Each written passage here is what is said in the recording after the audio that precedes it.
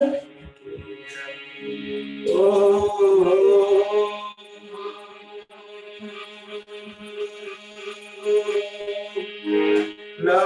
पार्वती पतये हर हर महादेव।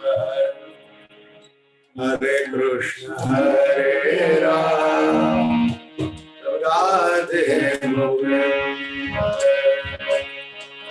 हरे कृष्ण हरे राम राधे गोविंद। हरे कृष्ण हरे राम राधे गोविंद।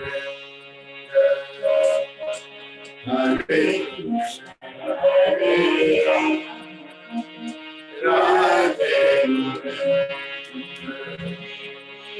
हरे कृष्ण हरे राम राधे गोविंद। हरे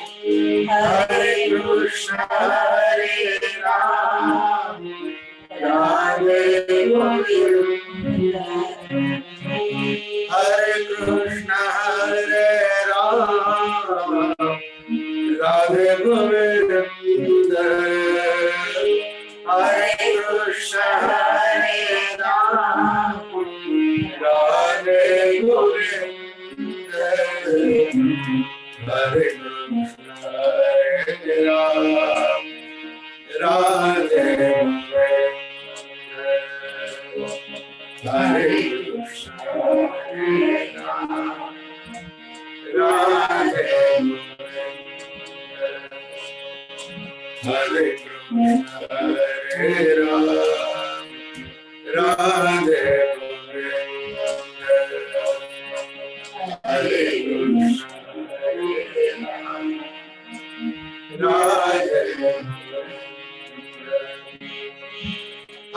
कृष्ण हरे राम राधे गोविंद। हरे कृष्ण हरे राम राधे गोविंद। हरे कृष्ण हरे राम राधे गोविंद। हरे कृष्ण हरे राम राधे गोविंद। हरे कृष्ण हरे राम राधे गोविंद। हरे कृष्ण हरे राम राधे गोविंद। हरे कृष्ण हरे राम राधे गोविंद।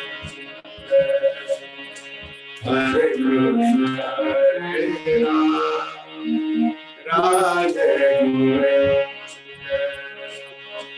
हरे कृष्ण हरे राधे गोविंद।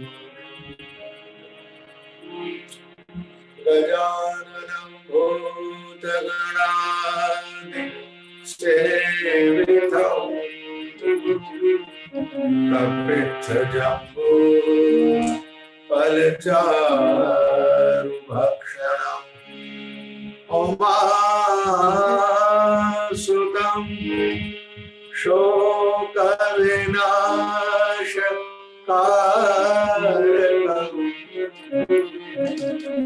नमामि विघ्नेश्वर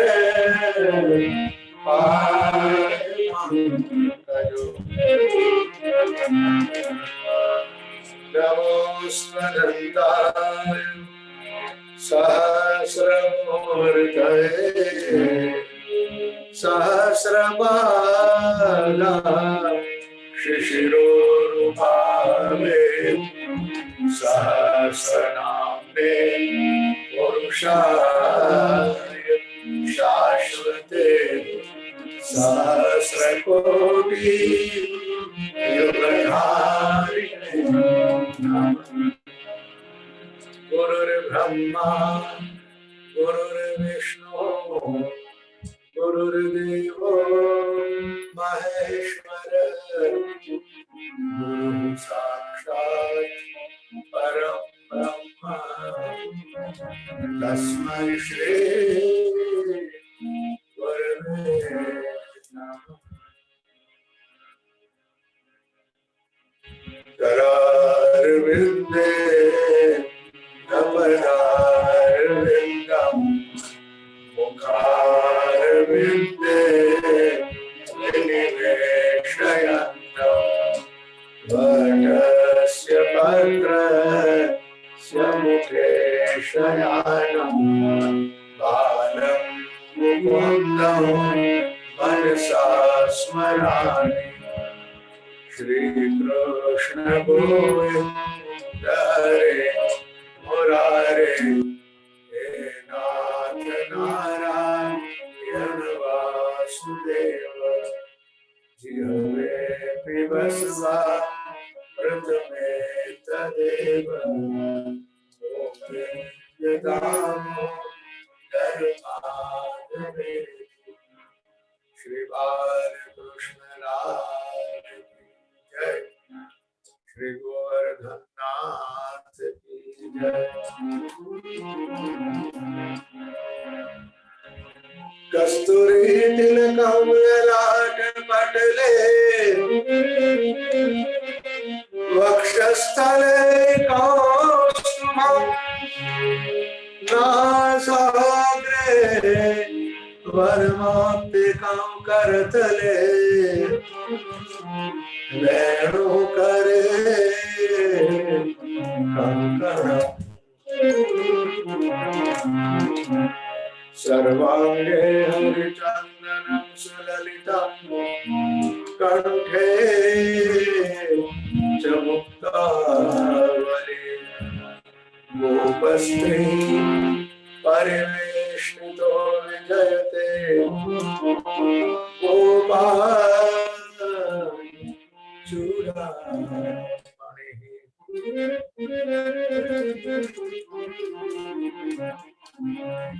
कल्याणानां निधानं कलिमलमथनं पावनं पावनानां पाथेयं यन्मुमुक्षुः सपदि परपद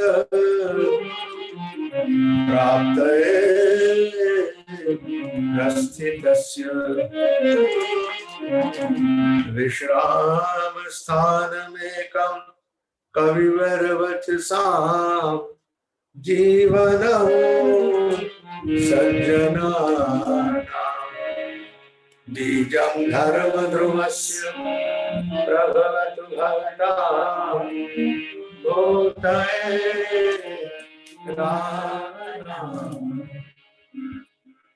बोलिए राजा रामचंद्र भगवान की जय। श्री पुरुषोत्तम भगवान की जय। श्री द्वारिकाधीश की जय। ओम नमः पार्वती पतये हर हर महादेव। आइए अब हम सब शांत और एकाग्र चित्त से भगवत कथा रसामृत का पान करें और अपने आप को धन्य बनाने का प्रयास करें। सर्वप्रथम हम अधिक पुरुषोत्तम मास के महात्मा की कथा सुनेंगे। नारद पुराण अंतर्गत जो अधिक पुरुषोत्तम मास का महात्म्य है उसके 8 अध्याय की कथा आपने कल सुनी। 8 अध्याय तक कथा कल सुनी। आज और 2 अध्याय की कथा सुनेंगे, 9 और 10। कल कथा में हमने सुना महात्मा मेधावी ऋषि अपनी कन्या मेधावती के विवाह करने के लिए वर खोजने के लिए गए, किंतु भाग्यवशात वे असफल रहे। जब वापसी में आए तो बीमार होकर आए और अपने आश्रम में आकर उन्होंने अपना प्रारब्ध पूरा कर दिया। इस नश्वर संसार से हमेशा हमेशा के लिए विदा ली। मेधावती ने बहुत कल्पांत किया, आक्रंद किया। अड़ोस पड़ोस के ऋषियों ने आकर जब देखा कि महात्मा मेधावी का शरीर शांत हो गया है, तब उन्होंने जाकर उनके शरीर को उठाकर उनकी अंतिम क्रिया की। उसके पश्चात सब अपने अपने आश्रम में चले गए। अब मेधावती अपने आश्रम में बिल्कुल असहाय, अनाथ, अकेली अपने आश्रम में रहती थी, बड़ी दुखी है। उसके पश्चात क्या हुआ, उस संदर्भ में भगवान नारायण ऋषि से विशाला क्षेत्र में नारद जी ने प्रश्न पूछा। हम सुन चुके हैं कि पहला संवाद भगवान नारद जी और नारायण ऋषि के बीच में। बद्रिकाश्रम में भगवान नर नारायण विराजमान है। नारायण ऋषि स्वयं हमेशा तप करते रहते हैं हम सबके कल्याण के लिए, और हम सबकी सुरक्षा भी करते रहते हैं। नारद जी महाराज उनसे प्रश्न पूछ रहा है अधिक पुरुषोत्तम मास के महात्मा के संदर्भ में। ये कथा सूत जी निवेश क्षेत्र में समुपस्थित 88,000 ऋषियों को कथा सुना रहे हैं। तो प्रथम संवाद है सूत जी और शौनकादिक ऋषियों का। उन्होंने वह कथा सुनाई जो कथा भगवान नारायण ऋषि ने नारद जी को विशाला क्षेत्र में आने बद्रिकाश्रम में सुनाई। और भगवान नारायण ऋषि ने तीसरा संवाद सुनाया। वह कथा है पांडवों और भगवान वासुदेव कृष्ण के बीच में। पांडवों को जब कौरवों ने कपट से हराकर 12 वर्ष के लिए वन में, 1 वर्ष के लिए गुप्तवास के लिए भेज दिया, तब पांडव लोग द्रौपदी जी के साथ में काम्यक वन में रहते थे। उस समय भगवान श्री कृष्ण वहां आते हैं और परमात्मा श्री कृष्ण उन सभी को अधिक पुरुषोत्तम मास का महात्म्य सुनाते हैं। तो पहला संवाद सूत जी और शौनकादिक ऋषियों के बीच में उन्होंने वह कथा सुनाई जो कथा नारद जी को भगवान नारायण ऋषि ने सुनाई थी, और नारायण ऋषि ने वह कथा सुनाई जो कथा भगवान श्री कृष्ण परमात्मा ने सुनाई थी पांडवों के साथ। भगवान श्री कृष्ण पांडवों से ये कथा सुना रहे, कह रहे कि आप लोग अपनी अज्ञानता के वश होकर या प्रारब्ध के वश होकर आपने अधिक पुरुषोत्तम मास का व्रत नहीं किया है, उसी की गलती से आप लोग दुखी हो। एक कारण ये बताया। दूसरा कारण क्या है, भगवान श्री कृष्ण चर्चा कर रहे हैं। उस संदर्भ में परमात्मा श्री कृष्ण ने काम्यक वन में पांडवों को द्रौपदी के पिछले जन्म की कथा सुनाते हुए कहा कि द्रौपदी पिछले जन्म में मेधावी ऋषि की कन्या मेधावती थी। अब उसकी कथा हमने कल तक सुनी। महात्मा मेधावी ऋषि का शरीर शांत हुआ और मेधावती अपने पिता के मृत्यु के पश्चात बड़ी दुखी होकर अपने आश्रम में रह गई। अब आगे क्या हुआ वह कथा भगवान सुना रहे नारायण ऋषि नारद जी को। नारद उवाच मुने मुनिसुता तत्र किं चकार तपोवने को वा मुनिवरस्तस्याः पाणिग्रहणमधिकर। नारद जी ने पूछा कि महाराज उस कन्या का किसी ऋषि महात्मा ने पाणी ग्रहण किया कि न किया? ये प्रश्न सुनते ही भगवान नारायण जी ने कहा कि वह कन्या बहुत पिछले जन्म के कर्म के अधीन या प्रारब्ध के अधीन वह कन्या थी, उसलिए अपने पिता के दिवंगत होने के पश्चात बड़ी दुखी अपने आश्रम में रहती थी और अपनी माँ को, अपने पिता को अपने माता पिता के स्नेह को याद करके बहुत दुखी रहती थी। एक बार ऐसा हुआ कि भविष्य के प्रारब्ध से प्रेरित होकर उस कन्या के आश्रम में, कुटिया में भगवत इच्छा से भगवान दुर्वासा मुनि का आगमन हुआ।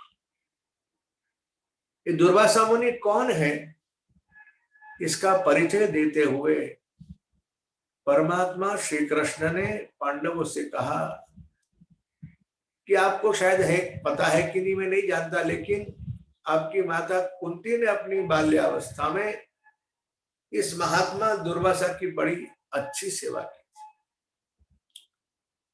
उसी के फलस्वरूप, सेवा के फलस्वरूप भगवान दुर्वासा ऋषि ने उन्हें 5 देवों के मंत्र दिए थे, जिस मंत्रों के माध्यम से आप सबका जन्म हुआ, प्राकट्य हुआ। इंद्र के माध्यम से, धर्म के माध्यम से, वायु के माध्यम से और अश्विनी कुमार के माध्यम से। ये महात्मा दुर्वासा ऋषि भगवान अनसुया जी और अत्रि के बेटे हैं। अत्रि अनसुया के बेटे होते हुए भी भगवान साक्षात शिव का अवतार है और उनकी जो जीवन शैली है, बड़े तपस्वी होते हुए भी ये महात्मा बड़े उग्र स्वभाव के रहे।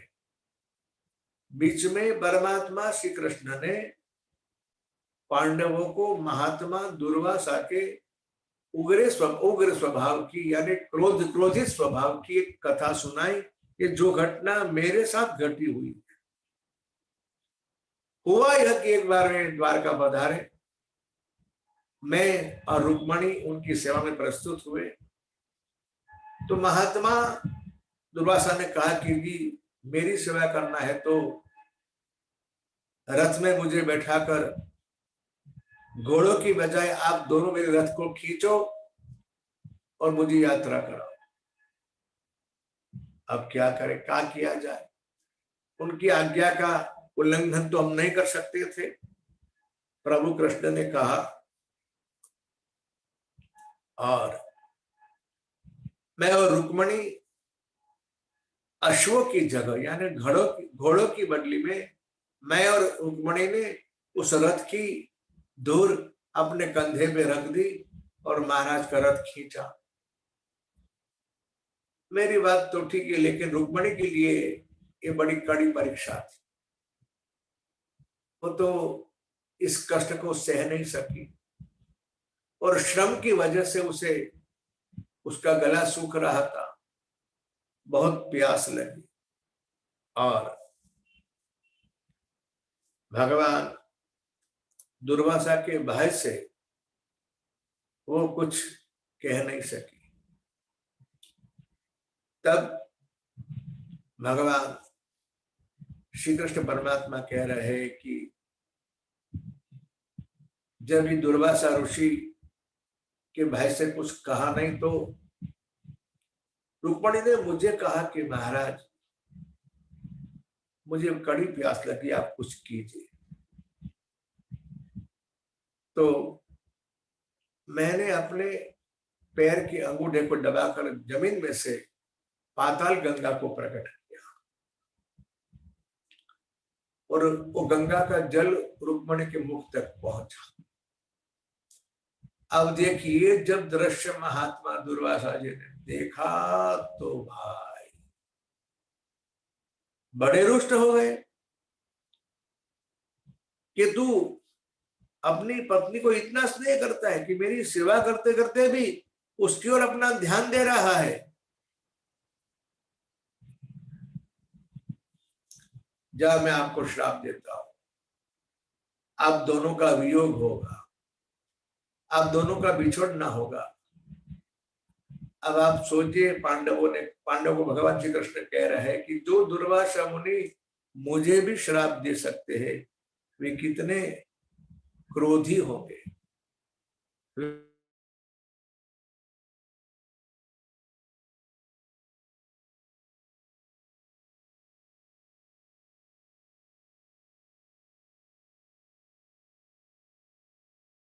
पति ने कहा कि महाराज, मेरे पिता मेरा ब्याह करे बिगड़ चले गए हैं, मैं बड़ी दुखी हूं।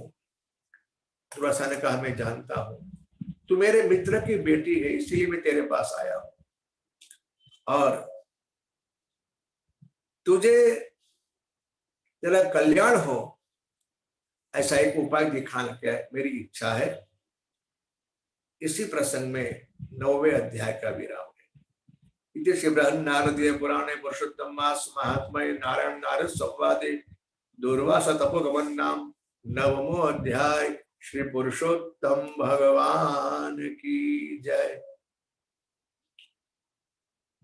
अब 10वें अध्याय में दुर्वासा मुनि ने इस मेधावती कन्या को उसके हित का, उसके सुख का उपाय दिखाने के लिए भगवान दुर्वासा मुनि ने श्री अधिक पुरुषोत्तम मास का सेवन करने का उपदेश किया। कहा, आज से 3 मास के पश्चात अधिक पुरुषोत्तम मास आए,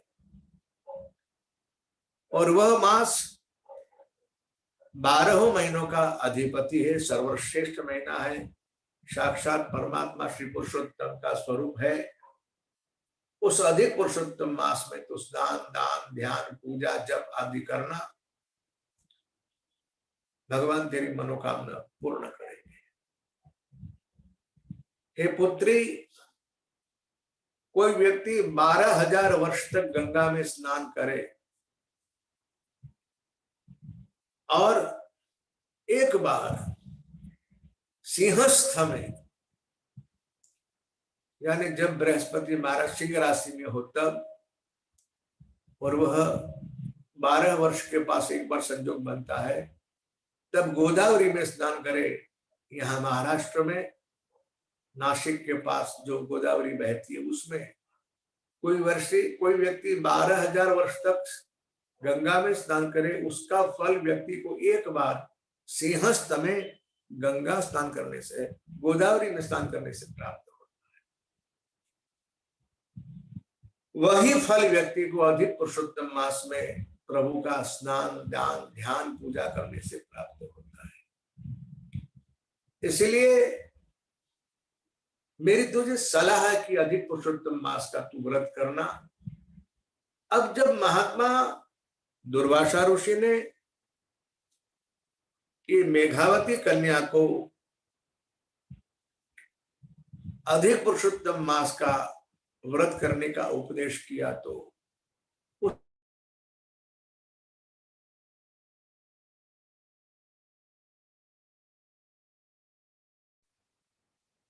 इसको तो मलमास भी कहा जाता है। भगवान स्वयं कैसे है कि माशा नाम मार्गशीर्षोहम, तो मार्गशीर्ष मास भी कितना उत्तम है, वैशाख कार्तिक आदि कितने महीने उत्तम है, तो मुझे आप इसकी महत्ता क्यों बताते? भगवान शिव की साधना कितनी सरल है, मुझे पुरुषोत्तम की उपासना क्यों बताते? इस प्रकार से तर्क करके दुर्भाग्य से इस कन्या ने अधिक पुरुषोत्तम मास के संदर्भ में यो कहो कि भगवान अधिक पुरुषोत्तम मास की उसने टीका की या निंदा की, ये सुनते ही भगवान दुर्वासा ऋषि अत्रि अनुसुया के बेटे, जो साक्षात शिव के अवतार है, ये बड़े रुष्ट हो गए, क्रोधित हो गए। किंतु उन्होंने अपने आप पर संयम रखा, खूब विचार से अपने क्रोध को शांत करने का उन्होंने प्रयास किया। सोचा ही कन्या वैसे ही दुखी है,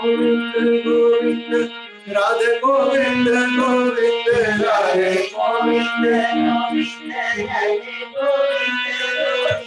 राधे गोविंद गोविंद राधे गोविंद गोविंद राधे गोविंद गोपाल राधे कृष्ण गोविंद गोविंद गोपाल राधे कृष्ण गोपाल राधे कृष्ण गोविंद गोविंद गोपाल राधे कृष्ण गोविंद गोविंद गोपाल राधे कृष्ण राधे गोविंद गोविंद राधे गोविंद राधे राधे गोविंद गोविंद राधे गोविंद गोविंद राधे गोविंद गोविंद राधे राधे गोविंद गोविंद राधे गोविंद गोविंद राधे गोविंद गोविंद गोपाल राधे कृष्ण गोविंद गोविंद गोपाल राधे गोपाल राधे कृष्ण गोविंद गोपाल राधे गोपाल राधे कृष्ण गोविंद गोपाल राधे राधे गोविंद राधे राधे गोविंद गोविंद राधे राधे गोविंद गोविंद राधे राधे गोविंद गोविंद राधे बोलिए श्री बांके बिहारी लाल की जय, श्री वृंदावन बिहारी लाल की जय। सूत उवाच अथ तं सुखमासीन उपासीनं बृहच्छ्रवाः देवर्षिर्प्राह विप्रर्षि वीणापाणि स्मयन्नेव। नारद उवाच पाराशर्य महाभाग भवतः कच्चिदात्मना परितुष्यति शारीर आत्मा मानस एव वा। जिज्ञासितं सुसंपन्नम् अपि ते महद्भूतं कृतवान् भारतं यस्त्वं सर्वार्थ परिब्रह्मितम्। कल कथा में हमने सुना भगवतावतार कृष्ण द्वैपायन भगवान व्यास परमात्मा अपने मन में असंतुष्ट होकर, बड़े दुखी होकर ये सोच रहे हैं कि मेरे जीवन में अभी भी कुछ कमी है। वह कमी किस वस्तु की, किस चीज की है, वो समझ में नहीं आ रहा। यानी कि मेरे जीवन का जो उद्देश्य है, जो कार्य करने का, उसमें अभी भी कुछ कार्य करना शेष है। वह कौन सा कार्य है कि मैं जो करूं तो मुझे संतुष्टि की उपलब्धि हो। मुझे ऐसा लगे कि नहीं, जिस कार्य के लिए मैं अवतरित हुआ, यहाँ धरातल पे आया, प्रभु ने जिस लिए मुझे भेजा है, वो मेरा कार्य इस शरीर से संपन्न हुआ। देखिए कितनी सुंदर शिक्षा हम सबके लिए है। पहली बात तो यह है कि हमें यह भी समझना चाहिए और अपने आप से पूछकर इस प्रश्न का उत्तर ढूंढना चाहिए कि मुझे ये परमात्मा ने इस धरातल के ऊपर क्यों भेजा है? बहुत सुंदर प्रश्न है, बहुत बढ़िया सोच है। मैंने कल आपसे कहा था कि संत महात्मा जो कर रहे हैं उसे लीला कहते हैं। उस लीला में उनके कर्तृत्व का लेश मात्र भी अहंकार नहीं, और ये इस लीला के माध्यम से हम सबको शिक्षा प्रदान करते हैं। ये सत्य है कि प्रभु ने हमें मनुष्य की योनि में जन्म देकर बड़ा उपकार किया है। कबहु करी करुणा नर देहि, देत हेतु बिनु हेतु सने, देत ईश बिनु हेतु सने। प्रभु ने हमें यूं ही मनुष्य नहीं बनाया, ये बात तो आप सब जानते हो। भागवत के विचार की दृष्टि से आपसे कहूं तो, निवेदन करूं तो 84 लाख योनि में से जीव को गुजरना होता है। कितनी योनियों में भ्रमित करता हुआ ये जीव जब मनुष्य की योनि में मनुष्य की काया प्राप्त करता है। देखिए, भगवान ने मनुष्य के ऊपर अन्य मनुष्य के सिवा अन्य योनि के जीवों के ऊपर एक कृपा नहीं की, जो कृपा हम पर भगवान ने की। और वह कृपा है, भगवान ने हमें मनुष्य बनाकर, पहली बात तो ये कि भगवान ने हमें अकल दी, बुद्धि दी, सोचने के लिए भगवान ने हमें अवसर दिया है। यदि इस प्रश्न का उत्तर में और आप पा ले तो क्या कहोगे? हमारा जन्म और जीवन दोनों सार्थक होता है। कौन सा प्रश्न है? मैं कौन हूं? जो हमारा नाम है ये तो शरीर की पहचान है। जो नाम से हम पुकारे जाते हैं वो हम नहीं है, संज्ञा है शरीर। सही में मैं कौन हूं, इसका उत्तर यदि हमें मिल जाए, इसका उत्तर हम ढूंढ ले शास्त्रों के अध्ययन के माध्यम से या सदगुरु के साथ सत्संग के माध्यम से, तो मैं और आप बहुत लाभान्वित हो सकते हैं। मैं कौन हूं? दूसरा प्रश्न ये भी है, इसका भी उत्तर ढूंढना चाहिए, प्रभु ने मुझे यहां क्यों भेजा है? मेरा कर्तव्य क्या है? भगवान व्यासनारायण जी ने अपने जीवन में क्या कुछ नहीं किया। लोकोपकार के लिए, परोपकार के लिए, जीवों के उपकार के लिए ऐसा कोई विषय नहीं छोड़ा जिस विषय के ऊपर महात्मा व्यासनारायण की कलम न चली हो। पहले वेदों का विभाग किया, अलग अलग विद्यार्थी, अलग शिष्यों को वेद के विभाग सिखा दिए, उसकी शाखाएं सिखा दी।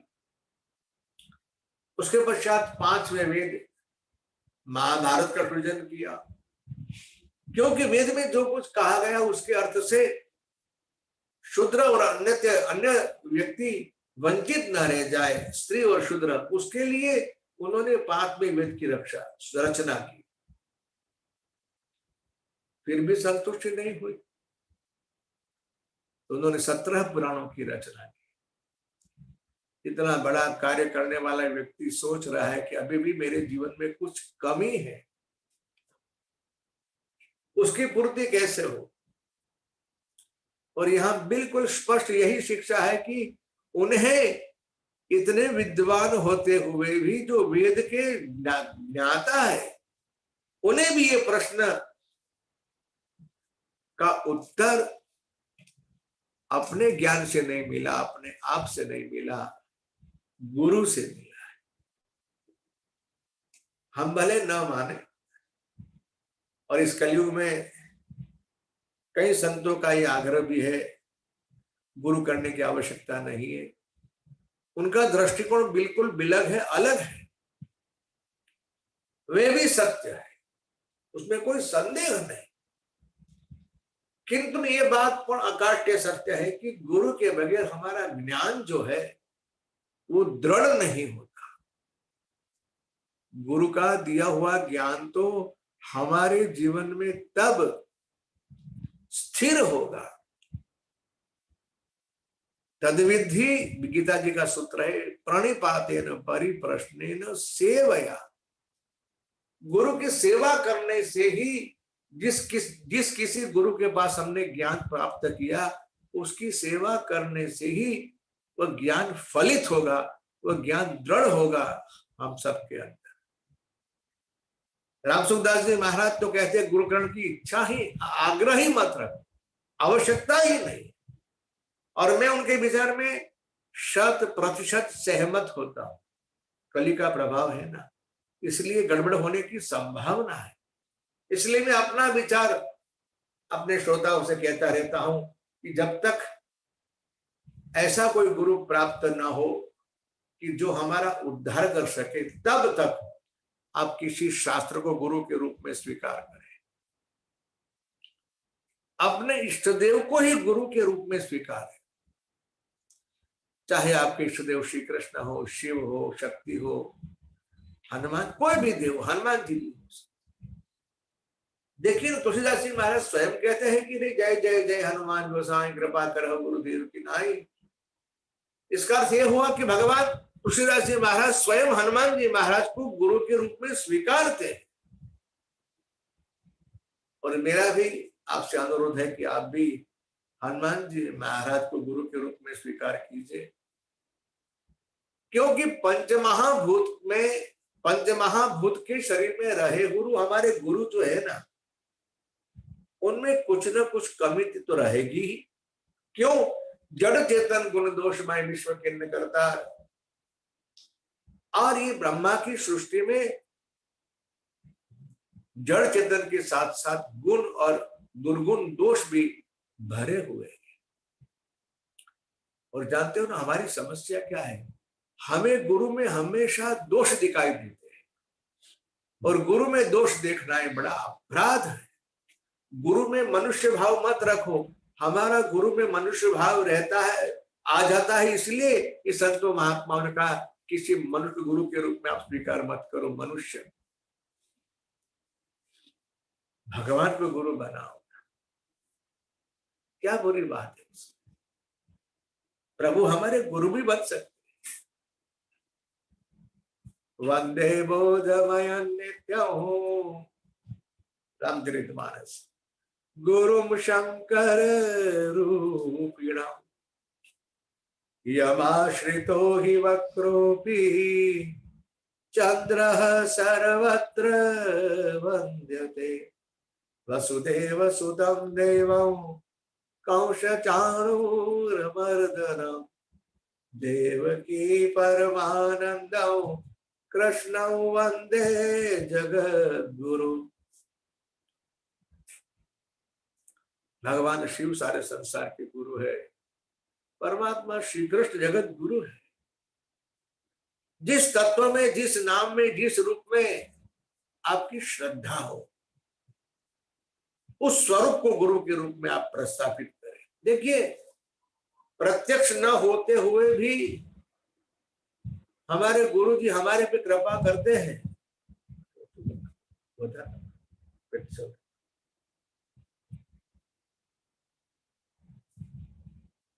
हरे हरे हरे। हमने महाभारत की कथा सुनी है ना, सुनी क्या, देखी। ये तो हम सबका सौभाग्य है कि हमें ये पूरी महाभारत की श्रीलंक देखने को मिली। उस कथा में हम देखते हैं ना, भगवान द्रोणाचार्य का अर्जुन के साथ साथ एक और भी शिष्य है, जिसने प्रत्यक्ष रूप में नहीं, अपरोक्ष रूप से भगवान द्रोणाचार्य जी के माध्यम से शिक्षा प्राप्त। नाम जानते हैं आप, उसका नाम है एकलव्य। ये कथा भी आप जानते हो कि एकलव्य अर्जुन जी से भी आगे बढ़कर निकल गया। इसीलिए भगवान द्रोण ने, कोई अर्जुन से बढ़कर ना मिले, इसलिए उन्होंने प्रदक्षिणा में उसके हाथ का कर का, उंगलियों का अंगूठा दक्षिणा के रूप में मांगी। मेरा कहने का जो सुर है वही है कि हम किसी व्यक्ति को, किसी शास्त्र को या अपने इष्ट देव को भगवान के रूप में स्वीकार करें और गुरु भाव से उनका ध्यान करें, पूजा करें, उनका सेवन करें। सेवा यानी हाथ पैर दबाना नहीं, दान दक्षिणा देना ही सेवा नहीं। हाँ, वो तो अच्छी बात है, वो अलग प्रकार की सेवा है। गुरु महाराज के दिए हुए उपदेश को आत्मसात करना, अपने शरीर की रग रग में पहुंचाना, रोम रोम में पहुंचाना, उस ज्ञान को, उस उपदेश को, उस आज्ञा का इस तरह से पालन करना, सही रूप में यही गुरु की सेवा है। जब तक गुरु के प्रति हमारा आदर नहीं होगा, समर्पित भाव नहीं होगा, तब तक हम गुरु के द्वारा दिए हुए मिले हुए उपदेश को, शिक्षा को, तो शिक्षा के द्वारा जो लाभ मिलता है वो लाभ हम नहीं ले सकते। आइए कथा सुनते हैं। नारद जी महाराज भगवान व्यास के आश्रम में आए। एक बात ये भी ध्यान देना, व्यास जी ने नारद जी को बुलाया नहीं। नारद जी क्यों आए, उसका उत्तर इतना ही, भगवत इच्छा से आए। अस्तित्व में ऐसी व्यवस्था है, भगवान जिस किसी व्यक्ति को अपनाते हैं, अपना बनाते हैं, मेरा मानते हैं, उसके जीवन की सारी समस्याओं के समाधान के लिए हमारे प्रभु के द्वारा बनी हुई व्यवस्था हमें समय समय पर उपलब्ध हो जाती। आपको अनुभव करना हो तो कर लेना। जब ऐसी कोई विकट समस्या आपके जीवन में आए, प्रभु को याद करना, प्रभु से प्रार्थना करना, भगवान ऐसी व्यवस्था कर देंगे कि आपकी समस्या का समाधान आपको बड़ी सरलता से मिल जाएगा। या भगवान आपको विचार देंगे, या ऐसा कोई व्यक्ति सलाहकार मिल जाएगा जिसके संग से ऐसी कोई घटना घटेगी, ऐसी कुछ घटना घटेगी जिस घटना के माध्यम से आपके प्रश्न का, आपकी समस्या का आपको समाधान मिल जाए। नारद जी इसी अर्थ में आए हुए आए। दोनों महात्माओं का मधुर मिलन हुआ। सुत उवाच, नारद जी महाराज बैठे। अथ तम सुखमासीन उपासीनम बृहच्छ्रवा। अब जब कुशल मंगल पूछ लिया, बैठे आराम से, तब नारद जी महाराज ने भगवान व्यास जी से पूछा। क्या पूछा? देखिए, संतों की प्रश्नोत्तरी भी कितनी विलक्षण होती है। आजकल धंधा कैसा चल रहा है, नफा है कि नुकसान है, ऐसा प्रश्न नहीं पूछते। बहु बेटे कहा करते हैं कि आपका क्या कहा मानते हैं कि नहीं, ऐसे प्रश्न हम सब संसारियों के लिए होता है। महात्माओं की जो प्रश्न पूछने की शैली हो भी देखिए क्या पूछ रहे। भगवान नारद जी महाराज ने पूछा, क्या जानते हो? पाराशर्य महाभाग भवतः कच्चिदात्मना परितुष्यति शारीर आत्मा मानस एव वा। आप प्रसन्न तो हो? क्या पूछा? आप प्रसन्न तो हो? ये जानते हुए कि प्रसन्न नहीं। प्रसन्न कैसे है? आत्मा मान शारीर आत्मा शारीर आत्मा मानस एव वा। शरीर से स्वस्थ हो, मन से स्वस्थ हो, अपनी आत्मा से स्वस्थ हो। जो समझ लीजिए नारद जी के आने का प्रयोजन उनकी इच्छा से नहीं, प्रभु की इच्छा से। भगवान व्यास की समस्या की समाधान के लिए ही नारद जी महाराज को भगवान ने अपनी इच्छा प्रेरणा शक्ति से भेजा हुआ। अब जब पूछा तब देखिए, ये महापुरुष जो होते हैं ना, बिल्कुल निष्कपट होते, बिल्कुल निराभिमानी होते, बहुत सरल होते, महात्माओं की सरलता का नाप हम नहीं नाप सकते। सरलता दो प्रकार की होती है, एक दिखावे की भी होती है और एक सहज होती है। महाराज क्या समस्या है? आपको संतुष्टि इसलिए नहीं है जिस किसी व्यक्ति की वाणी में न भगवान के गुणों का यशों का गान है न भगवान का नाम है, ऐसी वाणी ही वृथा। महाराज सुख पाने का उपाय मात्र एक ही है और वह उपाय भगवान के नाम का आश्रय, भगवान का यशोगान, भगवत लीला का गान। दोहरा रहा हूं, आप भी याद रखिए। सुखी होने का उपाय नारद जी महाराज बता रहे हैं।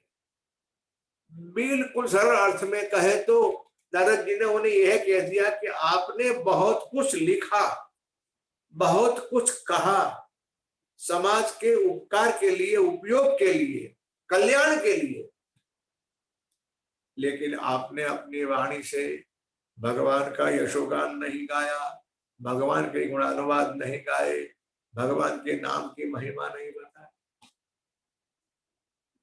नारद जी का यह कहना है कि यदि सुख पाना है तो यो समझ लीजिए, नारद जी की सलाह मैं अपने शब्दों में आपके पास रख रहा हूं, याद रखने जैसी बात है। और याद तब रहेगा जब ये काव्यात्मक संदेश होगा तो। इसलिए आप लोग ध्यान से, प्रेम से इस पंक्ति को गाए भी, याद रह जाएगी और जीवन में बहुत काम आएगी। नारद जी ने क्या कहा समझ लो, हरि भजन बिना सुख शांति नहीं, हरि भजन बिना सुख शांति नहीं, हरि भजन बिना सुख शांति नहीं, हरि भजन बिना, हरि भजन बिना सुख शांति नहीं, हरि भजन। याद कीजिए, भजन का अर्थ है भगवान से प्रेम करना। हम जो कुछ हमारे कर्म करे, क्रिया करे, सारे कर्मों के पीछे यही हमारा भाव बना हुआ हो कि हम भगवान के लिए कर रहे हैं। बहुत सरल बात है, बहुत श्रेष्ठ बात है, बड़े काम की बात। हम ये समझकर कर रहे हैं कि मैं अपने परिवार के लिए कर रहा हूं, अपनी पत्नी के लिए, अपने पुत्र के लिए, अपने पति के लिए, अपने बच्चों के लिए, अपने मित्रों के लिए। ये हमारी सोच हो, और ज्यादातर तो हम इसीलिए करते हैं सब कुछ अपने आप के लिए। हमें जिसमें सुख मिलता है, रस मिलता है, वही काम हम करते हैं। बस इतनी सोच परिवर्तित करनी है। हमें जो कुछ करना है हमारे प्रभु के लिए करना है। बड़ा कठिन काम नहीं, बिल्कुल सरल काम। पहले भगवान किसी एक रूप को अपने सामने बैठा दो, जो चित्र, जो स्वरूप प्रभु का आपको अति प्रिय हो, उस स्वरूप को, उस नाम को अपनी आंखों के सामने रखकर आप अपने सारे कर्म कीजिए। जैसे जीवन जीते हो ऐसे ही जीवन जीना है। हाँ, प्रत्येक कर्म में, प्रत्येक क्रिया में अपने आप से पूछना है कि मैं जो कुछ कर रहा हूं भगवान के लिए ही है, ये प्रश्न पूछना। और आपको आपकी अंतरात्मा जो जवाब दे उसके मुताबिक करना। अपने मन का कहा मत करना, आत्मा का कहा नहीं।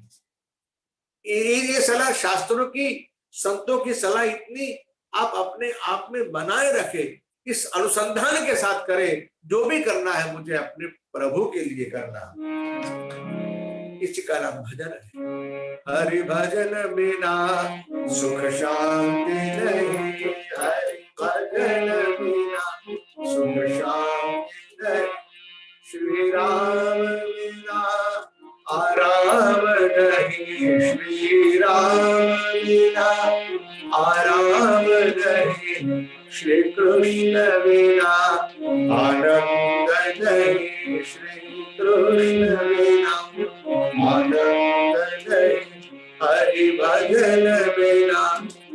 शांति नहीं हरि भजन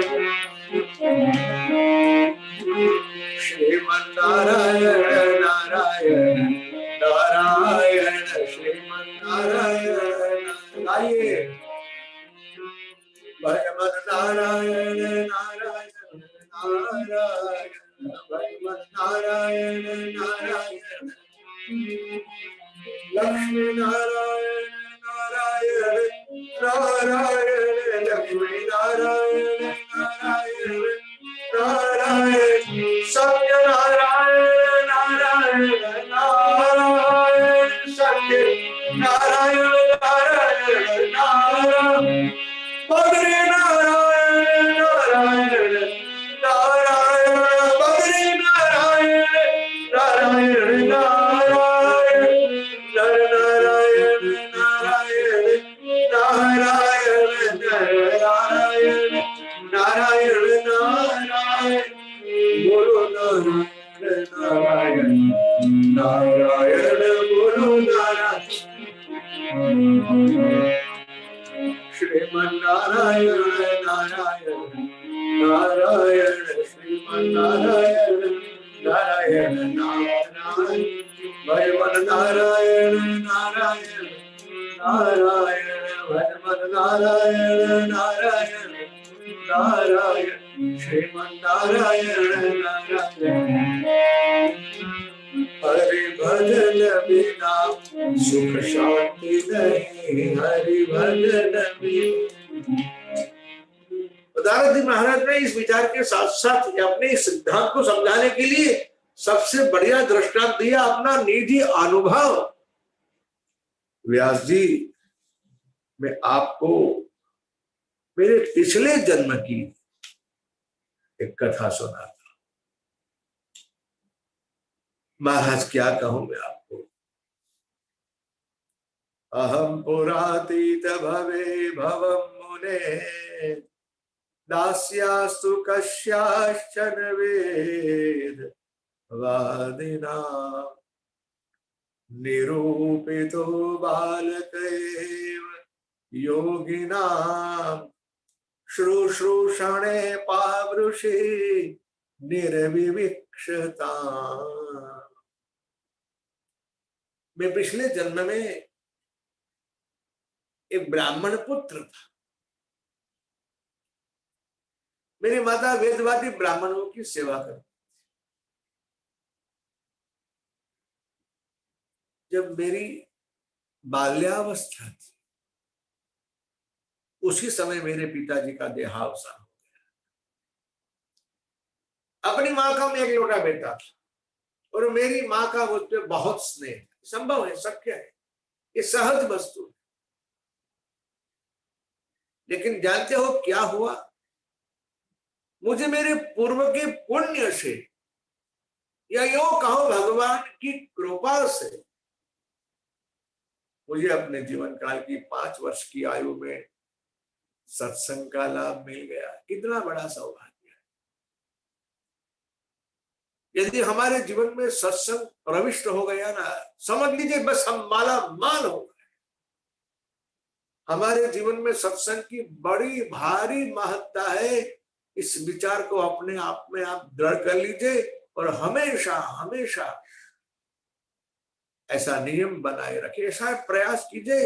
एक घड़ी आधी में कम से कम दिन में 5-6 मिनट के लिए तो आप सत्संग सुने और किसी वक्ता सुनो तो बड़ी अच्छी बात।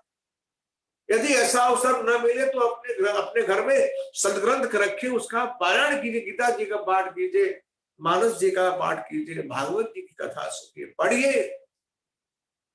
हमारे कानों के माध्यम से सत्संग सुनना बहुत बहुत आवश्यक है। हमें पुरुषार्थ करना पड़ेगा, प्रयास करना पड़ेगा। किस लिए?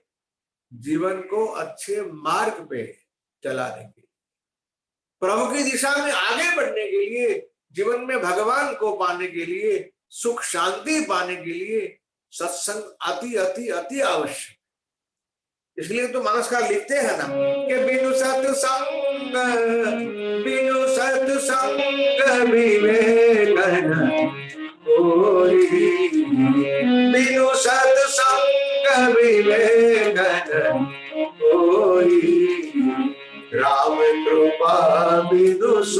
सुलभन सोई, राम कृपा बिनु सुलभन सोई, बिनु सत्संग विवेकन होई, बिनु सत्संग विवेकन होई, राम कृपा बिनु सुलभन सोई। अब सब गाइए, मंगल भवन मंगल भवन मंगल हारी, प्रभु सुदशरथ अधीर बिहारी, प्रभु सुदशरथ।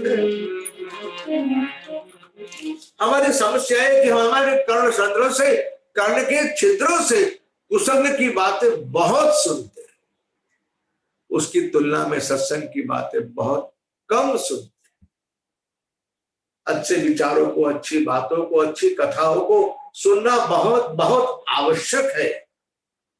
मेरी इसलिए आप सबसे करबद्ध प्रार्थना है, आप ये प्रयास करें, संतों का और शास्त्रों का ये संदेश जो है वो मैं आप तक पहुंचा रहा हूं।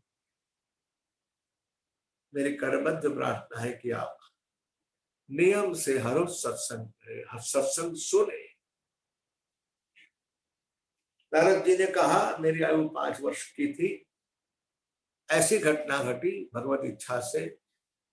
जिस गांव में हम रहते थे उस गांव में एक साधुओं की मंडली, महात्मा संत महात्माओं की मंडली चातुर्मास करने के लिए आई। गांव के लोग बड़े श्रद्धालु थे। सभी अग्रणियों ने महात्माओं का स्वागत किया, उनके निवास की, उनके भोजन की सारी व्यवस्था सब कर दी।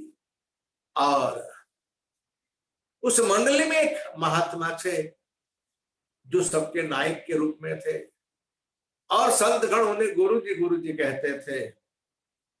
बड़े शांत चित्त थे, बड़े सरल थे।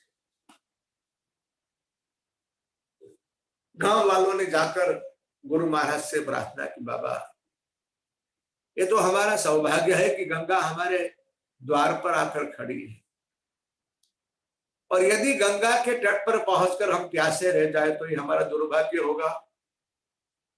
हमारी आपसे करबद्ध प्रार्थना है कि आप हम सब गृहस्थियों को, नगरवासियों को थोड़ा बहुत सत्संग सुनाए, सत्संग कराए।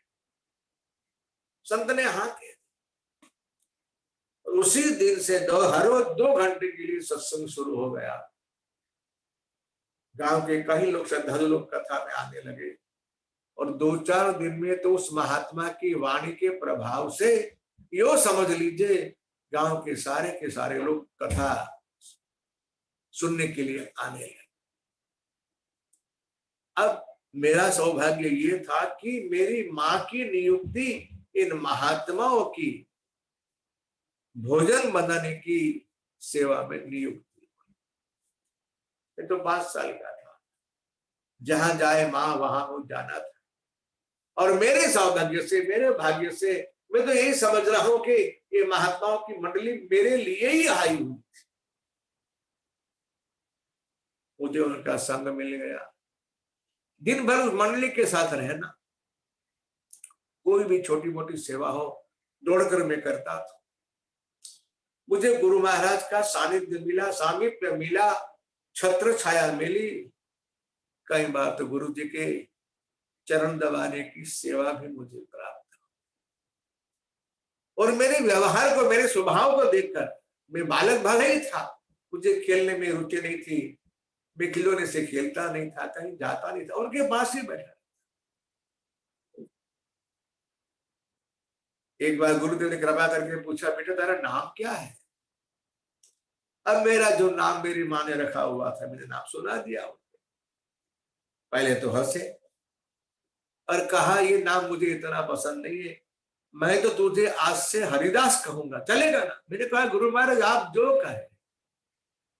गुरु महाराज ने मेरा नामकरण संस्कार किया, हरिदास हरिदास हरिदास हरिदास। पूरी मंडली मुझे गुरु हरिदास कह के पुकारती।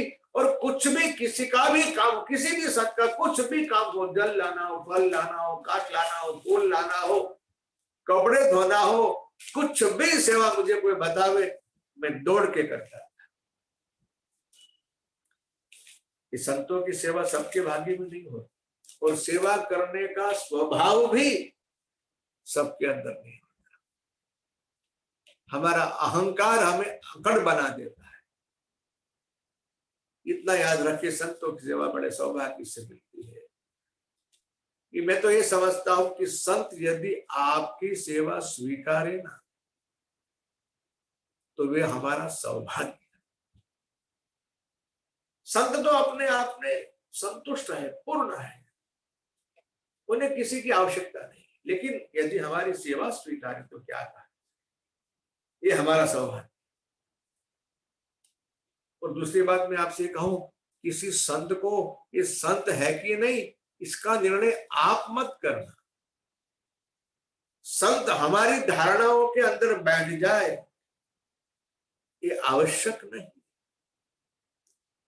संतों की परख बड़ी बड़ी विलक्षण है। संत किसे कहा जाए तय करने के लिए हमारी बुद्धि इतनी सक्षम नहीं है, हमारा विवेक इतना जागृत नहीं। संतों के 32 लक्षण रामचरित मानस में बताए हुए हैं उत्तरकांड। और संतों के गुण की चर्चा तो मानस में कई जगह की गई।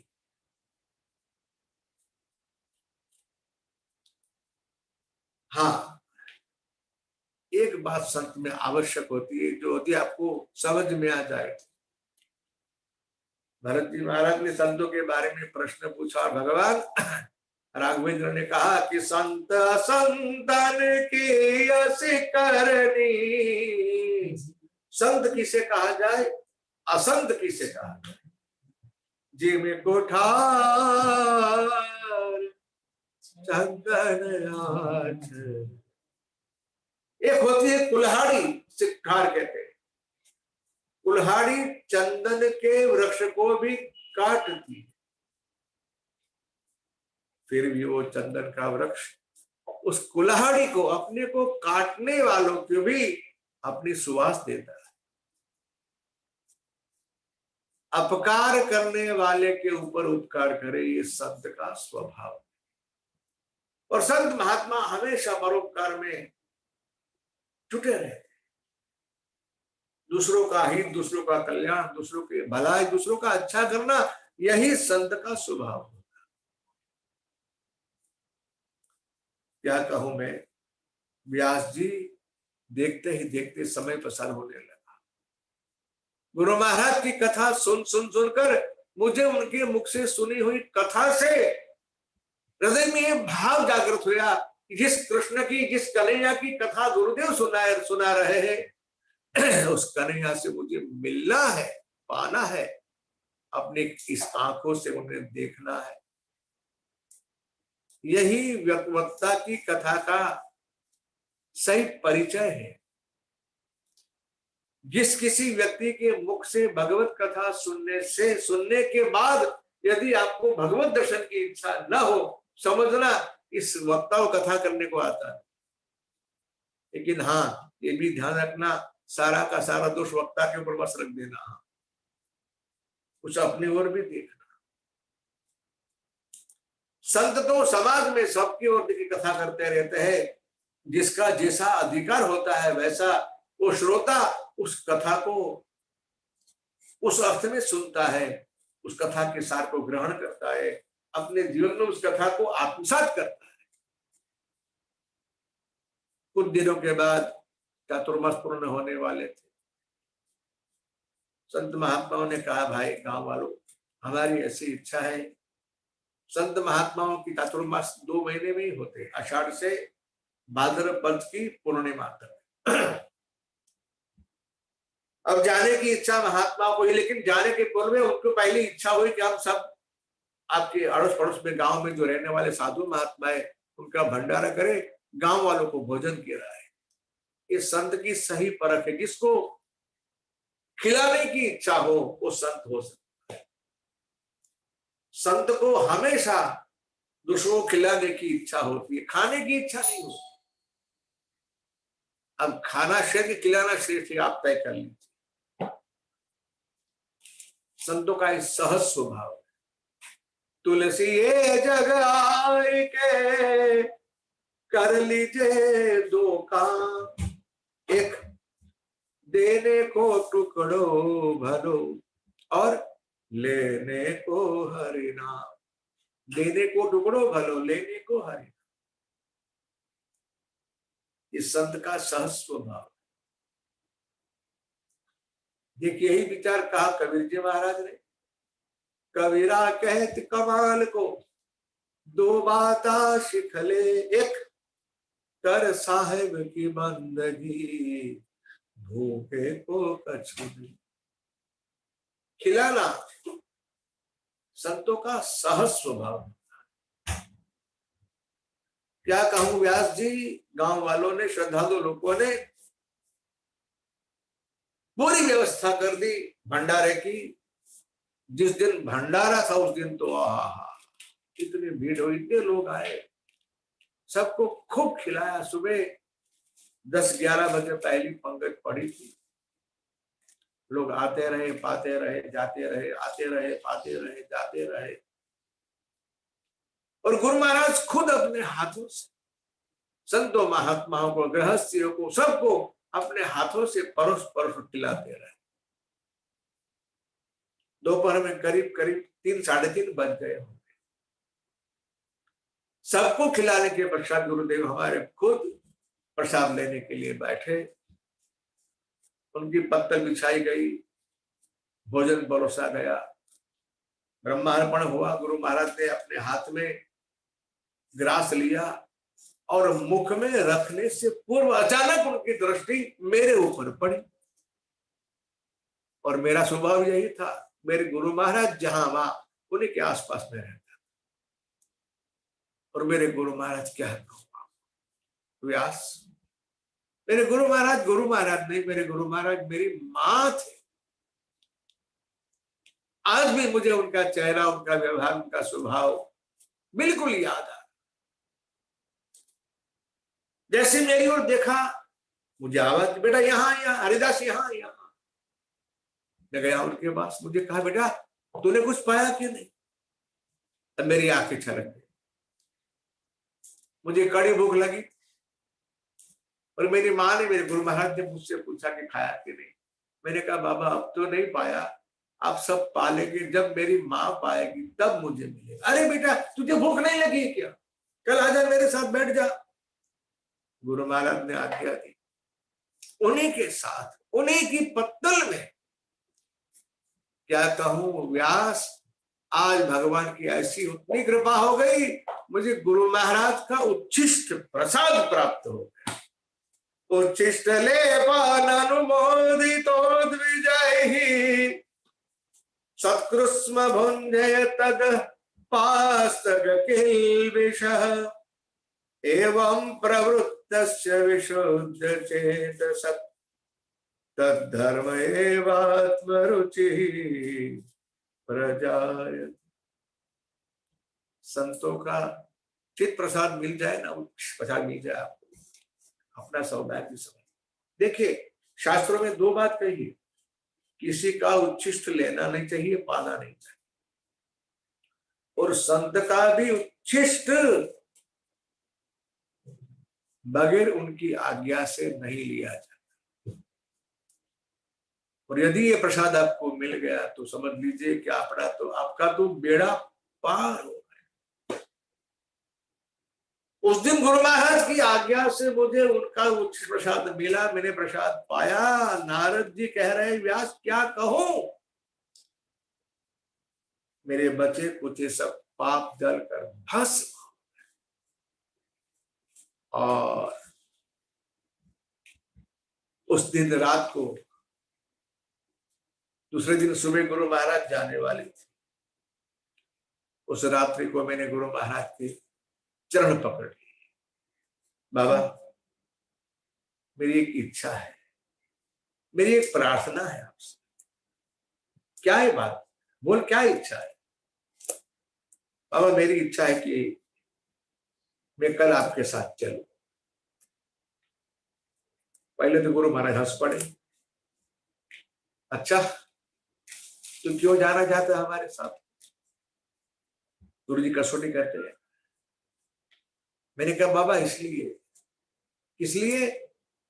जिस कृष्ण की आपने कथा सुनाई ना, उस परमात्मा कृष्ण के दर्शन की इच्छा है, इसीलिए आना है। संतों के साथ खाने पीने की मौज है इसलिए नहीं, मान सम्मान धन मिलता है इसलिए नहीं। संतों के संग का उद्देश्य मात्र यही हो कि हमारा कल्याण हो, हमें प्रभु का दर्शन हो, भगवान की प्राप्ति हो।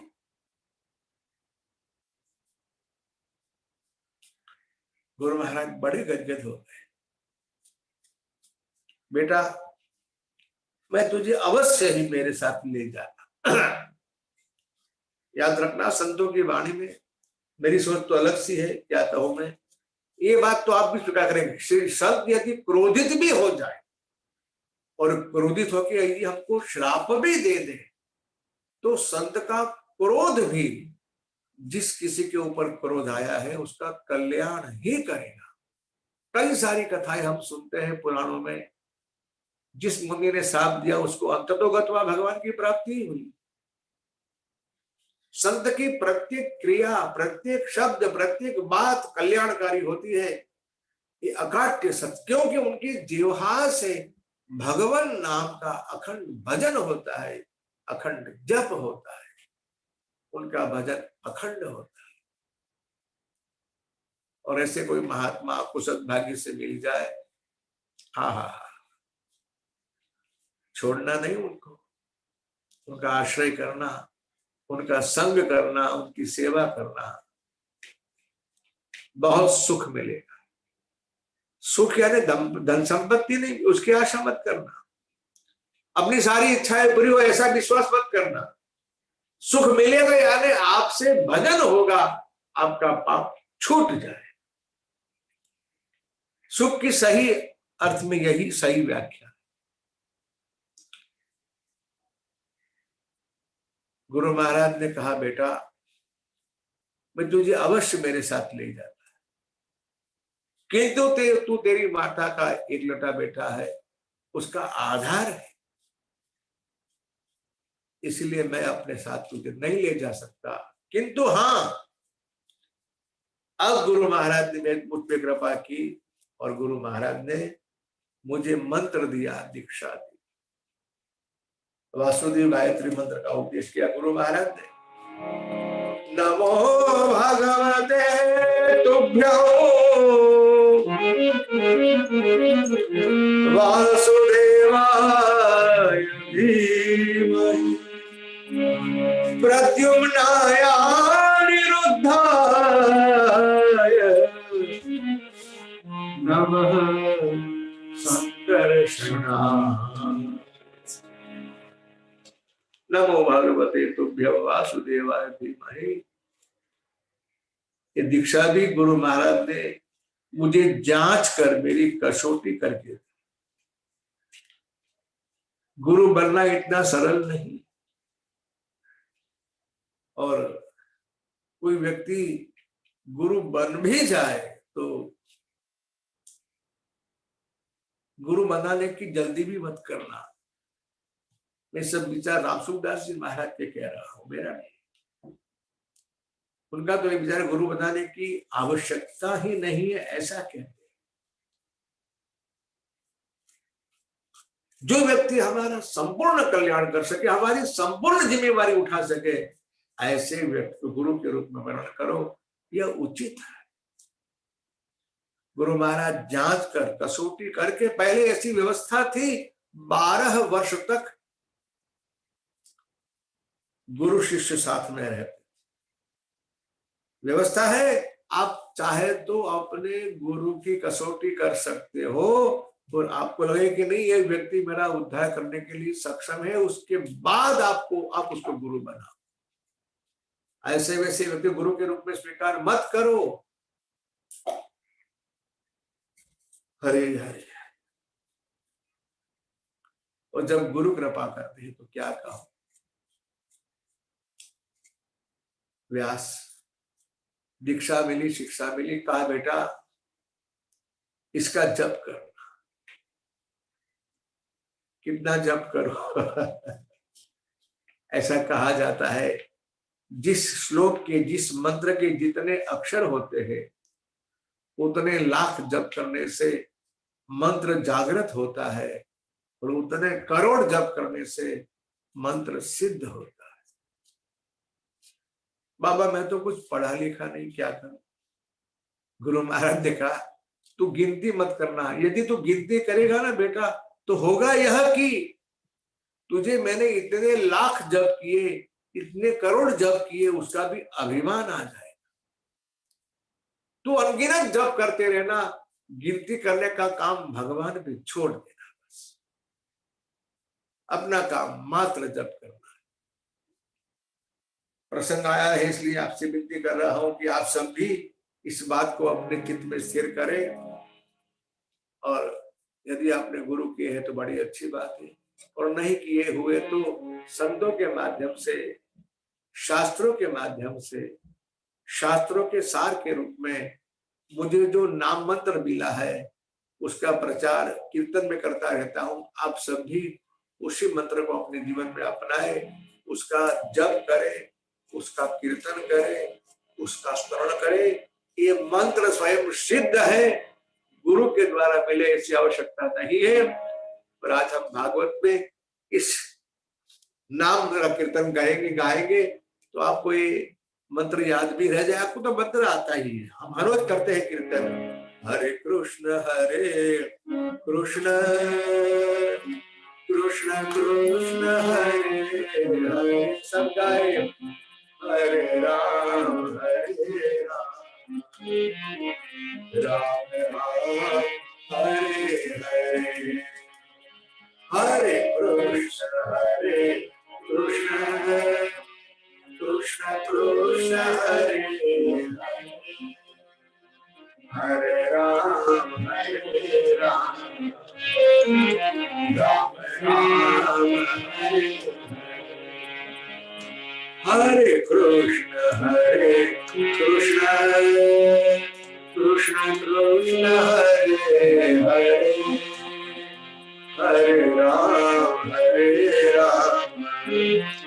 राम राम हरे हरे कृष्ण कृष्ण कृष्ण हरे हरे, हरे राम हरे हरे कृष्ण कृष्ण कृष्ण हरे हरे, हरे राम राम राम हरे हरे, हरे कृष्ण कृष्ण कृष्ण हरे हरे, हरे राम राम सब गाइए, हरे कृष्ण कृष्ण कृष्ण हरे हरे, हरे राम राम राम हरे हरे, हरे कृष्ण कृष्ण कृष्ण हरे हरे, हरे राम राम हरे,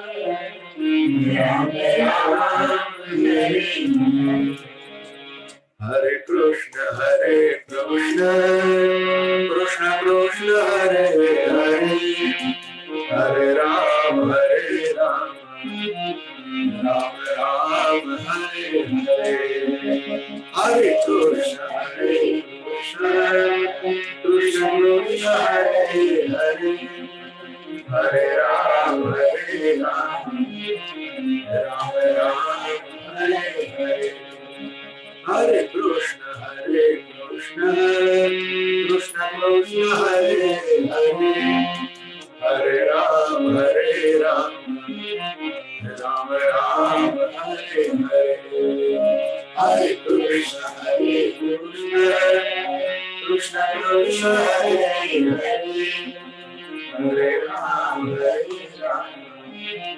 राम राम हरे हरे हरे कृष्ण कृष्ण कृष्ण हरे हरे हरे राम राम राम।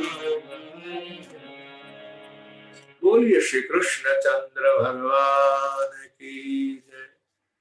अब मुझे आधार मिल गया, अब मुझे दीक्षा मिल गई, अब मुझे शिक्षा मिल गई। व्यास जी क्या कहूं, बस अब तो ये संसार भी यानी मेरी माता का जो स्नेह था, बंधन था, वह मुझे त्रास देने लगा। सोच रहा था क्या करूं क्या करूं, क्योंकि हमारे गुरु महाराज तो मुझे इस मंत्र की दीक्षा देकर चले गए, वहां से साधु मंडी सब चली। मैं रोता रहा, उनको देखता रहा, निरुपाय था, असहाय था। लेकिन व्यास, मैं आपसे जरूर कहूंगा, आज भी मुझे एक सून मोहे बिसरता क्या गुरु निष्ठा होगी, क्या गुरु भक्ति होगी, और क्या गुरु का स्वभाव होगा, शील होगा,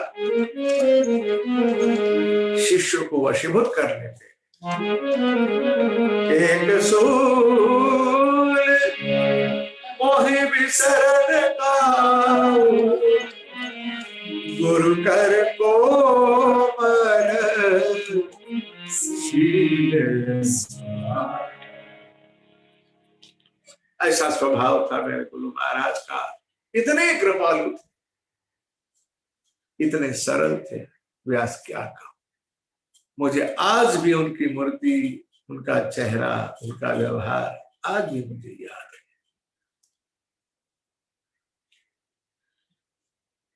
व्यास जी, यो मानो भगवान ने मेरी सुन ली।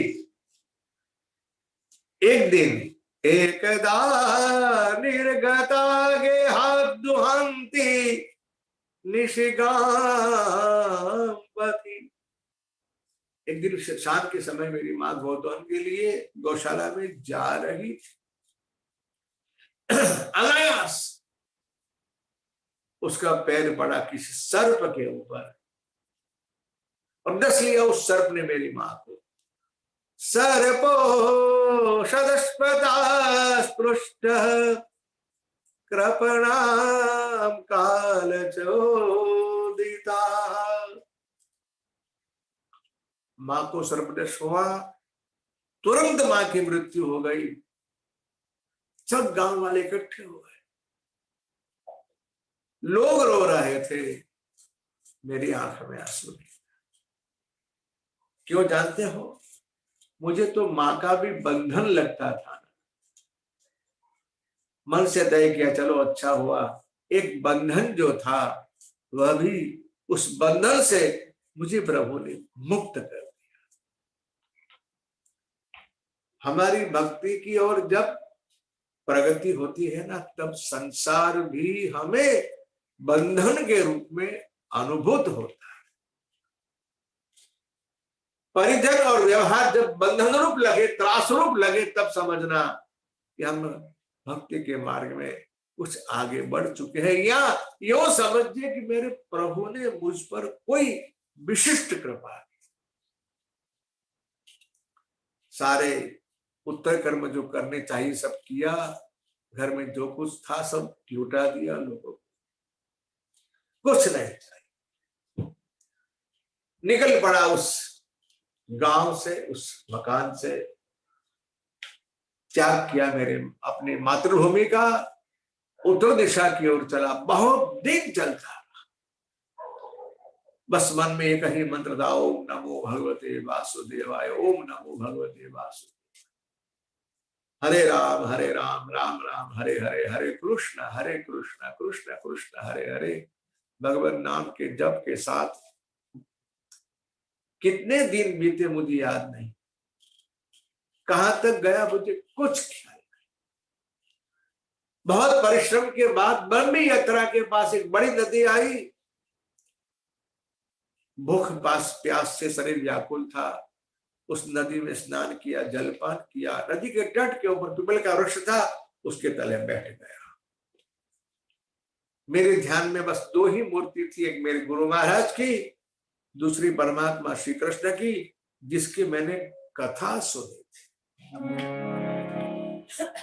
व्यास जी उस पीपल के वृक्ष के नीचे बैठकर गुरु मंत्र का जप करते करते हुए ये हुआ, क्या हुआ,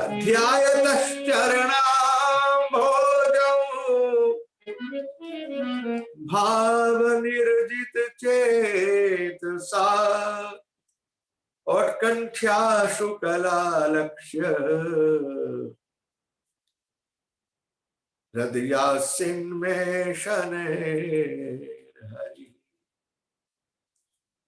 मेरे चित्त में, मेरे हृदय में परमात्मा श्री कृष्ण प्रकट हुए। क्या कहूं मैं, जिस स्वरूप की मैंने गुरुमुख की चर्चा सुनी थी, जो स्वरूप मैंने मन की आंखों से देखा हुआ था, वही परमात्मा जिसके दर्शन की मुझे तीव्र लालसा थी, वही स्वरूप, वही दर्शन, वही झांकी प्रभु ने मुझे करा। और प्रेमाति भर निर्भर पुलंकांगोति निवृत्त आनंद संप्लवे लीनो ना पश्य मुने। भगवान का रूप देखते देखते तो पागल सा हो गया। जैसे वर्षा ऋतु में बिजली चमकती है, उस तरह से भगवान की झांकी हुई और परमात्मा अदृश्य भी हो गए। दर्शन हुआ और वापस अदृश्य हो गए। ये अनुभव होते ही मेरी आंखें खुल गई और पटक पटक कर अपने सर को वृक्ष के साथ रोने लगा, प्रभु कहां गए, कहां गए, कहां गए, क्या हुआ, क्या हुआ, मेरी क्या भूल हुई। मुझे बहुत रोते हुए देखकर आकाशवाणी हुई, बेटा तेरा अधिकार नहीं है, फिर भी तेरी इच्छा और तेरे गुरु की कृपा से तेरी इच्छा पूर्ति के लिए हमने एक बार झांकी करा। अब हठ मत करना, जिद मत करना। अगले जन्म में मैं तुझे मेरा पार्षद बना दूंगा। मैंने अपने कानों से आकाशवाणी सुनी। प्रभु ने कहा अब जिद मत करना, हठ मत करना। मैंने मन में तय कर लिया, बस जिस किसी लक्ष्य को लेकर मैं चला था, मेरे पुरुषार्थ के फलस्वरूप गुरु कृपा हुई और गुरु कृपा के फलस्वरूप मुझे भगवान का दर्शन हो गया। बस अब तो मुझे उस काल की आवश्यकता थी, उसकी मैं राह देखता रहा। गुरु महाराज के दिए हुए मंत्र का जप करते करते करते करते करते करते प्रारब्ध कब पूरा हुआ मुझे कुछ पता नहीं। मेरा शरीर छूट गया। उसके पश्चात जब प्रलय हुआ, उस प्रलय के बाद भगवान नारायण की नाभि से कमल का प्रागट्य हुआ, मेरे पिता ब्रह्मा जी का प्रागट्य हुआ। उन्हीं के द्वारा मरीचि आदि कश्यप आदि ऋषियों के साथ भगवान ब्रह्मा जी की गोद से मेरा पुनर्जन्म हुआ, मेरा प्रागट्य हुआ। प्रभु ने दिया हुआ वचन निभाया। प्रभु ने मुझे अपनाया, अपना दास बनाया। क्या कहूं व्यास, देवदत्ता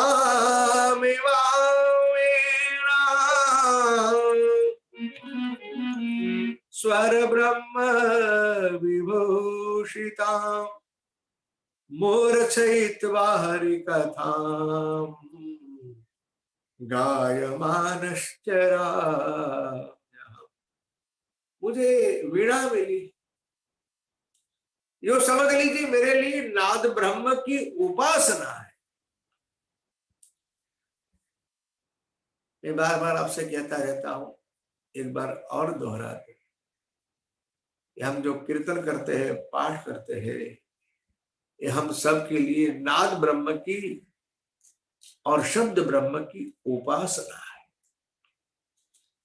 ये शब्द जो हम बोलते हैं ना, जप जो करते हैं, कीर्तन जो करते हैं, संगीत है, नाद है, और जो उच्चार करते हैं वो शब्द है।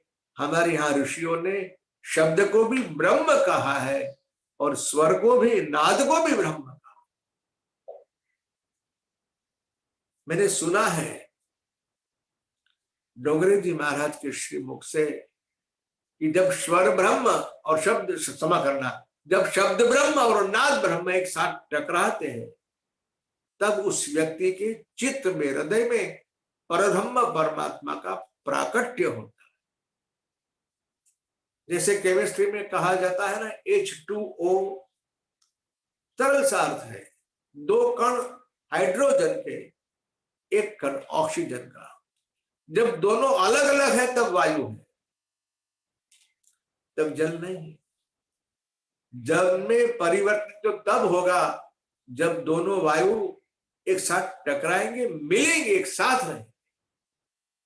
इसलिए शब्द ब्रह्म और नाद ब्रह्म की उपासना हम सबके लिए उस परब्रह्म परमात्मा की प्राप्ति के लिए ये पुरुषार्थ है, प्रयास है।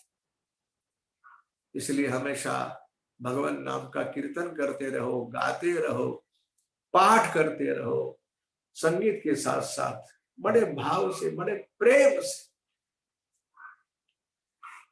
आपने वो श्लोक सुना है ना,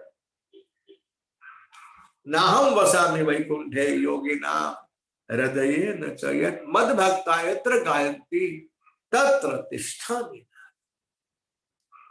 हमारे कीर्तन में भगवान आते हैं, और जहां से बोल रहा हूं, जिस स्थान से, वहां भी प्रभु की उपस्थिति है, और आप लोग जिस स्थान में बैठकर सुन रहे हैं, वहां भी प्रभु की उपस्थिति है। हरि व्यापक सर्वत्र और समाना। यहां उसका प्राकट्य आपके यहां, मेरे यहां, जहां बैठे हैं वहां कब होगा? जब हमारा प्रेम उनके साथ जुड़ जाएगा। हमारे भाव को, हमारे प्रेम को देखकर प्रभु अप्रकट होते हुए प्रकट हो जाएंगे, जहां बैठे हुए हैं, जहां कथा सुन रहे हैं। नारद जी महाराज ने कहा, बस जब से वीणा मिली है, गांव गांव फिरता हूं, भटकता रहता हूं, गाता रहता हूं, और महाराज सबको भगवान की कथा सुनाता रहता हूं। इसलिए मेरी आपसे प्रार्थना है कि आपके मुख से भगवान का यशोगान हो, भगवान के नाम का कीर्तन हो। इतना कहकर नारद जी महाराज गए। अब आगे क्या हुआ? शौनक जी ने प्रश्न पूछा है, निर्गते नारदे सुत भगवान बादरयाण श्रुतवास्तदपि प्रेतं तत् किं करोद विभु ततः किं करोद विभु। भगवान नारद जी महाराज के जाने के बाद भगवान व्यास जी ने क्या किया? ब्रह्म नद्यां सरस्वत्यामाश्रम पश्चिमे तटे शम्या प्रासयिति प्रोक्त ऋषिणा सत्रवर्धन। भगवान व्यासराज जी जहाँ रहते हैं, शायद आपने भी नाम सुना होगा, और सौभाग्य से कभी आपका जाना हुआ बद्रीनाथ आश्रम में, बद्रीनाथ में, तो आपने उस आश्रम की मुलाकात भी ली होगी। हिमालय में विशाला क्षेत्र में मां सरस्वती के पश्चिम तट के ऊपर भगवान नारद जी महाराज, भगवान व्यास जी महाराज का यह आश्रम है। आश्रम का नाम है शम्याप्रास। तस्मिन् स्व आश्रमे व्यासो बदरिषण्ड मंडिते आसीनोप उपस्पृश्य प्रणिदध्मो मनः स्वयं। भगवान व्यास नारायण जी ने अपने आश्रम में बैठकर आचमन किया, प्राणायाम किया, ध्यानस्थ हो गए, समाधिस्थ हो गए, और समाधि में उन्होंने जो कुछ देखा वह उन्होंने लिखवाया। लिखा नहीं, लिखवाया। आप जानते हैं उनके यहाँ लिखने का जो कार्य है ना, भगवान गणेश जी महाराज का, दोनों के बीच में एक शर्त भी थी ना। गणेश जी ने कहा देखो भाई, मैं बिल्कुल रिक्त बैठूंगा नहीं, मैं तब आपके यहाँ लिखने के लिए आने के लिए प्रस्तुत, तब कब मैं बिल्कुल 1 मिनट के लिए भी नहीं रिक्त नहीं बैठूंगा, फ्री नहीं रहूंगा। आपको कांस्टेंट कंटिन्यूस लिखवाना पड़ेगा, सतत लिखवाना पड़ेगा। अच्छा महाराज, आपकी शर्त मुझे मंजूर है। व्यास जी ने कहा लेकिन मेरी भी एक शर्त है। क्या? कि मैं जो कुछ कहूं, लिखवाऊं, वो लिखने का कार्य भी आपको सोच समझ के करना पड़ेगा। गणेश जी महाराज भी ज्ञान का अवतार है, साक्षात रिद्धि सिद्धि के मालिक, दाता है, ज्ञान स्वरूप है, ज्ञान का घनीभूत स्वरूप है। इसलिए व्यास जी ने जो देखा वो लिखवाया, उनके मुख से जो निकला वो लिखा। लिखने वाले महात्मा गणेश जी है। इस तरह से भगवान व्यास नारायण जी ने भागवत कथा का प्राकट्य किया। यस्याम वै श्रूयमाणायाम कृष्णे परम पुरुषे भक्तिरुत्पद्यते पुंसः शोक मोह भयापहा। इसका महात्मा है, ये समझ लीजिए। भागवत कथा सुनने से हमारा शोक, हमारा मोह, हमारा भय चला जाएगा। शोक, भय और मोह से हमें निवृत्ति मिलेगी भागवत कथा सुनने से। इतना ही नहीं, कुछ जाएगा तो आएगा क्या? भक्ति उत्पद्यते, भक्ति की प्राप्ति होगी, भक्ति हमारे चित्त में प्रकट हो जाएगी, हम भक्तिवान हो जाएंगे।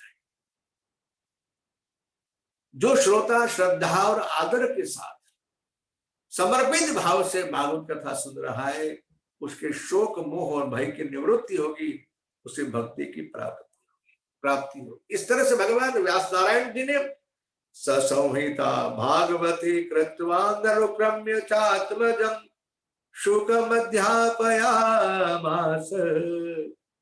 निवृत्तिरतः मुनि।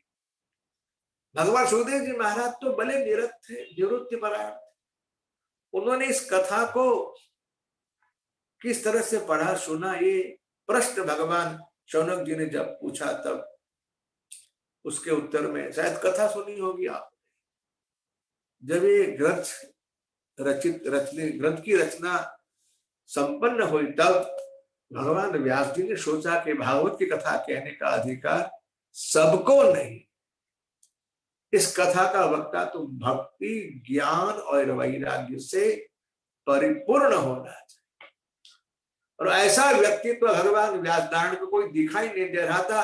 किसको इस ग्रंथ का मैं अभ्यास कराऊं, किसको एक भागवत का वक्ता बनाऊं? बार बार सोचने के बाद एक ही प्रतिमा, एक ही मूर्ति, एक ही नाम उनका सामने आता था, अपने बेटे सुखदेव जी का। वो मिले कहां, कैसे ढूंढे? ऐसी कथा संतों के मुख से मैंने सुनी है। सुखदेव जी महाराज के संदर्भ में कि महात्मा व्यास जी ने अपने विद्यार्थियों को अलग अलग श्लोक पढ़ाए भागवत जी, और कहा इस श्लोकों का आप ज्ञान करना, जब वन में आप जाओ कंद मूल फल यज्ञ काष्ठ आदि लाने के लिए, तब वो कार्य करते करते भागवत के श्लोकों का आप गान करना। संतों से कथा सुनी है मैंने, ऐसा ही हुआ। भगवान सुखदेव जी महाराज के कान में एक श्लोक पड़ा, अहो बकीयम स्तनकाल कूटम जिंघासया पायदप्य साध्वी तृतीय स्कंद का श्लोक है। उद्धव जी महाराज इस श्लोक का गान करते हैं विदुर जी महाराज के पास, और ये श्लोक सुनते ही सुखदेव जी महाराज के कान में शब्द पड़े, श्लोक का गुंजन हुआ, और वहां वो घूम रहे थे, उस विद्यार्थी को उन्होंने पुकारा। इतने में दूसरा श्लोक कान में पड़ा, जो श्लोक है वेणु गीत का। भगवान सुखदेव जी महाराज ने ये श्लोक सुनते ही, दोनों श्लोक सुनते ही उस विद्यार्थियों को अपने पास बुलाकर कहा, भाई आप लोग इतना बढ़िया श्लोक गा रहे हो, इसकी रचना किसने की, इसके रचयिता कौन है? बरहा पीडम नटवर वपुः कर्णयोः कर्णिकारम बिभ्रडवासम। भगवान कृष्ण का सौंदर्य कनक कपिशम वैजयंत चमाला रंध्राण वेणो रधर सुदया पूरे गोपुरंदेहि। सुखदेव जी महाराज ने कहा है, ये किसका वर्णन है, किसने लिखा है, जरा मुझे सुनाओ तो आप। एक श्लोक में भगवान का स्वभाव और एक श्लोक में भगवान का रूप, एक में स्वभाव माधुरी है, एक में रूप माधुरी है। अहो बकियम, ये भगवान का स्वभाव है।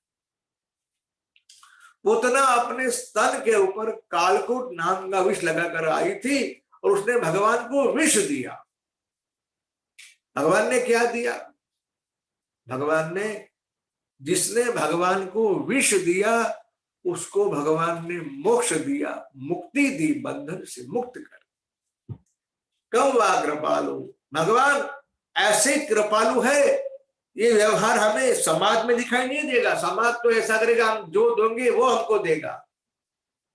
इसलिए भक्तवत्सल हमारे प्रभु की, हमारे भगवान के स्वभाव की एक विलक्षणता है, विशिष्टता है, इतने कृपालु है। भगवान ने विष देने वाले को अमृत दिया है। विषदय अमृत पायो पुतना विषदय,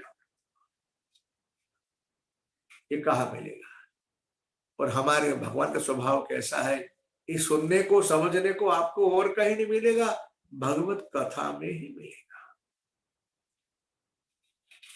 दूसरे श्लोक में भगवान का सौंदर्य कैसा है, बरहा पीडम नटहर वपु कर्णयोः कर्णिका। भगवान के मुकुट में मोरपंख लगा हुआ है, कर्ण के फूल अपने कानों में रखे हुए, बिभ्रदवास करकक्षम वैजयंतीं चमाला रंध्राण वेणु। भगवान ने वेणु को अपने अधर पे, होठ पे रखा, और जब प्राण पड़ा उसके अंदर तो वहां से जो ध्वनि निकली, सुनते ही सारी वृद्धांगनाएं पागल सी हो गई। समय आते उस कथा प्रसंग में हम प्रवेश करेंगे। अभी इतना दोनों श्लोक को आप समझ लीजिए।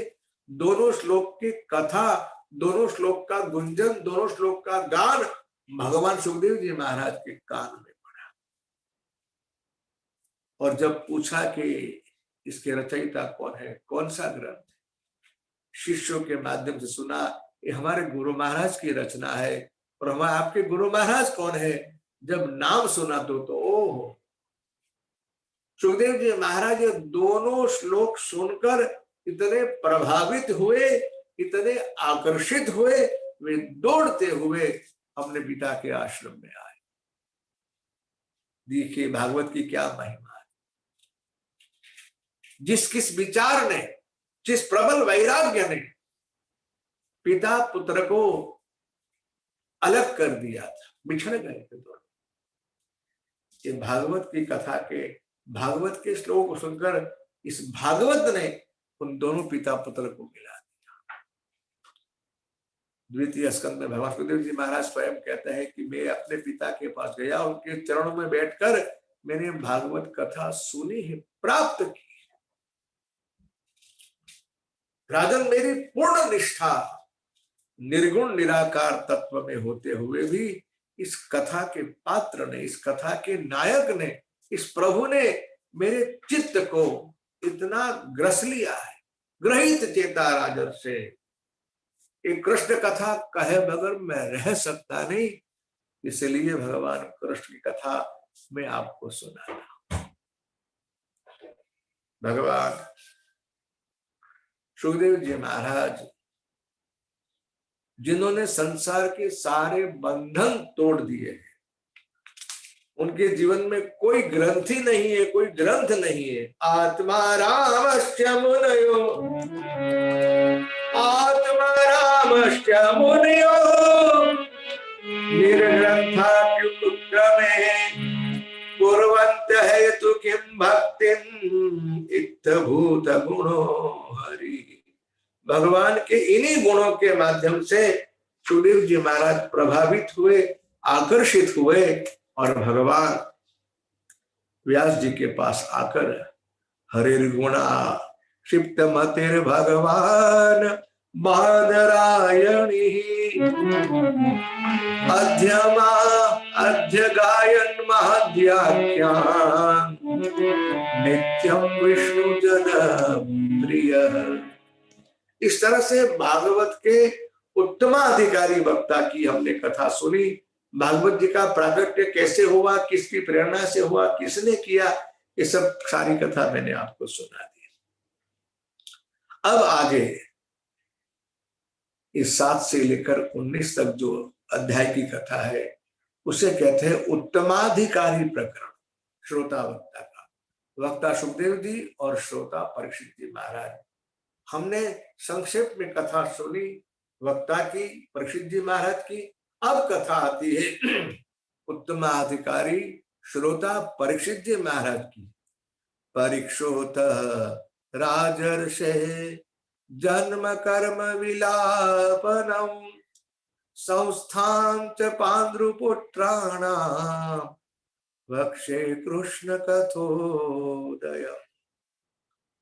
भगवान सुध जी कहते हैं कि मैं अभी आपको परीक्षित जी महाराज के जन्म कर्म की कथा, पांडवों के महाप्रयाण की कथा और इसी के साथ भगवान कृष्ण की जो कथा है उसका उदय होता है। वे सारे प्रसंग, सारे घटनाक्रम मैं अब आपको सुनाऊंगा। अब आगे परीक्षित जी महाराज के प्रागट की कथा के साथ साथ किस महापुरुषों के जन्म वंश में वे जन्म लिया है, इसलिए 3 महापुरुष और 3 महान स्त्रियों की कथा आएगी। भगवान परीक्षित जी महाराज के दादा अर्जुन जी, विदुर जी और भीष्म पिता, 3 महान स्त्रियों में उत्तरा, द्रौपदी और मां कुंती, ये सब कथा हम सुनेंगे। किंतु समयावधि के कारण मैं इसी प्रसंग में अपने वाणी को यहाँ विराम देने जा रहा हूँ। हम सब थोड़ा कीर्तन करेंगे, कीर्तन के साथ ही आज की कथा का विराम होगा। आगे की चर्चा हम सब कल करेंगे। आइए श्रद्धा और भाव से जय राधे जय राधे, जय श्री कृष्ण बोलो जय राधे, जय राधे जय राम। सब गाइए जय श्री कृष्ण बोलो जय जय राधे जय राधे, जय श्री कृष्ण बोलो जय राधे, जय राधे जय राधे, जय श्री कृष्ण बोलो जय श्री कृष्ण बोलो जय राधे, जय श्री कृष्ण बोलो जय राधे, जय श्री कृष्ण बोलो जय राधे, जय श्री कृष्ण बोलो जय राधे, जय राधे राधे राधे, जय राधे राधे राधे, जय राधे जय राधे, जय श्री कृष्ण बोलो जय राधे, जय राधे जय राधे, जय श्री कृष्ण बोलो जय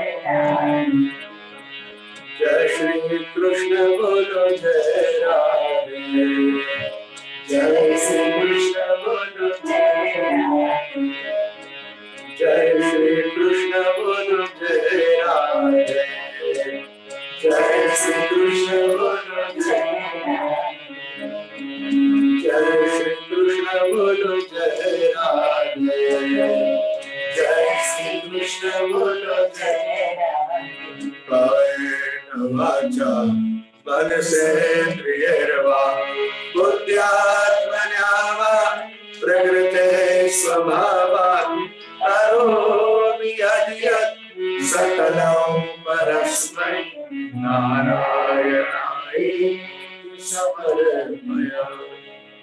श्री द्वारिकाधीश की जय, श्री गोवर्धन नाथ की जय, श्री बालकृष्ण लाल की जय, सद्गुरु भगवान की जय।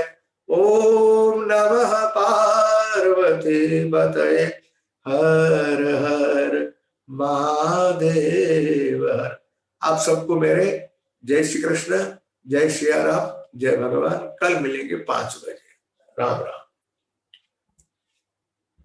जय श्री राम, जय श्री जय राम। श्री राम। आपका पूरा जय श्री राम, जय श्री राम, जय श्री राम,